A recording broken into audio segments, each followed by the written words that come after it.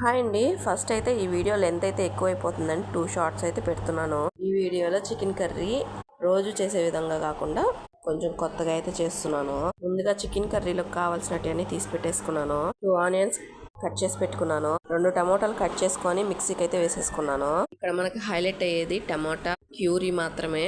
First అయితే stove వెలిగించుకొని బాండ్లు పెట్టేసుకొని 3 స్పూన్స్ ఆయిల్, 2 స్పూన్ బటర్ వేసేసుకొని ఆయిల్ వేడెక్కాక చెక్క మొక్క బిర్యానీ ఆకు దాంట్లో ఇంకా ఉంటాయి కదా బిర్యానీ దినుసులు మొత్తం వేసుకున్నాను. తర్వాత ఆనియన్స్ వేసేసుకొని వేయించేసుకున్నాను.